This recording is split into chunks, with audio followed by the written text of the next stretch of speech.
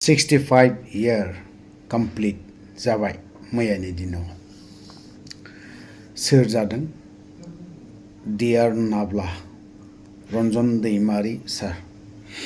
तो दिनैहाय मैयानि जिहेतु हारिमु बिथाङा मोनसे स्टेटमेन्ट होदों जोबोद दुखुनांथावना साननो गोनां जों दिनैहाय बिराद गाजा गोमजायै दङ रंजा बाजायै गावनि बिसि गावनि न'खर बिमा बिफा आरो गावनि गथ' गथाय बेफोरजों नंगौना नङा गोबाङानो लोगोसे बावहाय सागान होफादोंमोन जोंनि मानगोनां प्रमद बर' बिटिआरनि CM आरो लोगोसे गबिन्द चन्द्र बसुमतारी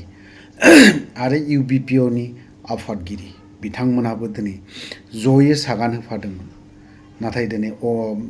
उदां अख्राङाव दिनै बिथांमोना गाजा गोमजायै रंजा बाजा मिनि खुसि गावनि गथ' गथाय फेमिलि आरामाव दङ न' बां गासैबो दिनै डियार नाब्ला सारनि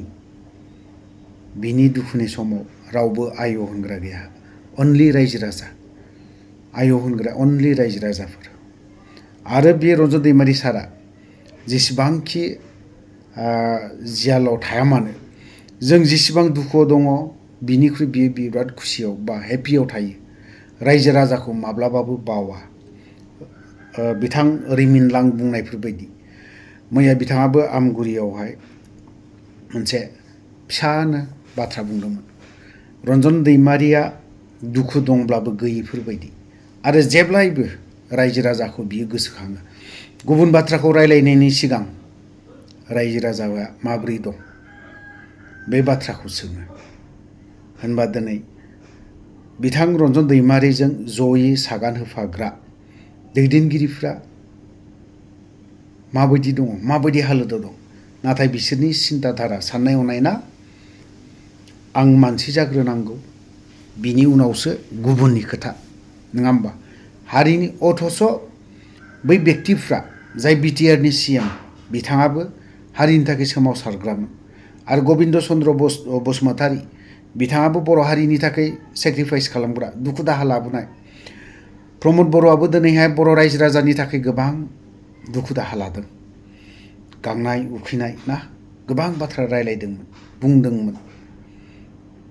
बेफोर बाथ्राखौ गोसोखाङोब्ला माब्लाबा बेफोरबायदिया बर' जाथियाव थांना थानायनिख्रुइ थांना थायियानो स्रा जों बेखौ माब्लाबा सानफ्लाङो दुखुनांथावना दिनै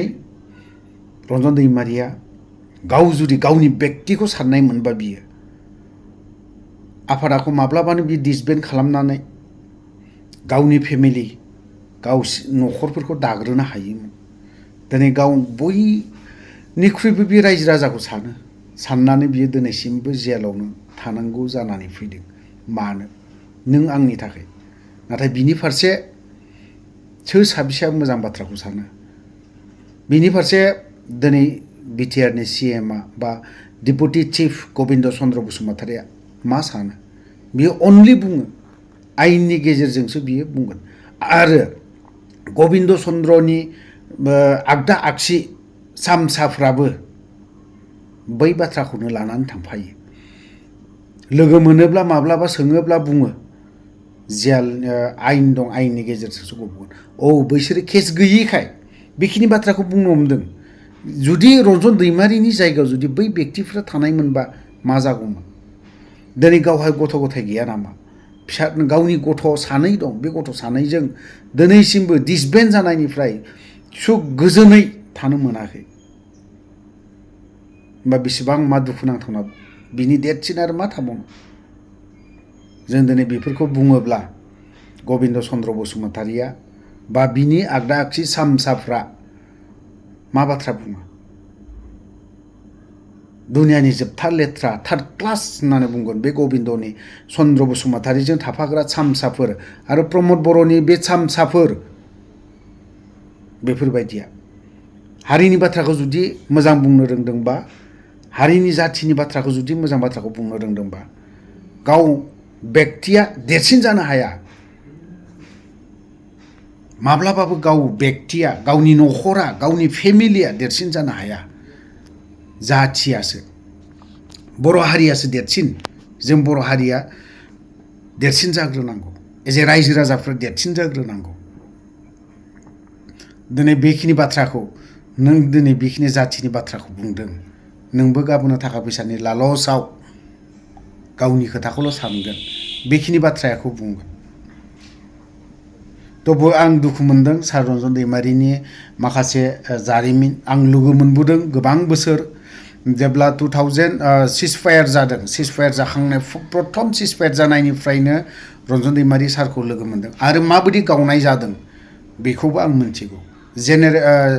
काउन्सिल मिटिं जिरायनायाव सासे NCOसा बे काउन्सिलनि मिटिङाव जिरायनो मोनफायामोन रन्जन दैमारि आंखौ आगसिजों फज'ना दोननानै नोंबो थाफा होननानै फज'ना दोनदों आं अब्लानि समाव केम्पखौ दैदेनोमोन 60-70 जन गथ'फ्रा आंनि आखायावनो थायोमोन थ' गोलाव बाथ्रा बुंनो सानदोंमोन गोलाव खोथा बुंनो सानबावदोंमोन बेखिनिखौनो बुंथ'ला जेसेबां बुङो एसेबां ओंखारलाङो रन्जन दैमारिनि बायदि दुखुनांथावना जेबो गैया गबिन्द चन्द्र बसुमतारी बे सासे जाथि फोजोबस्रांग्रासो हारिखौ अलखदाव खोख्लैग्रासो आरो प्रमद बर' सासे बेबो हारिखौ अलखदाव खोख्लैग्रा गोथौ हाखराव खोख्लैग्रा गोलाव बाथ्रा बुंबाय बेखिनियावनो दोनथ'बाय जय बर' हारिनि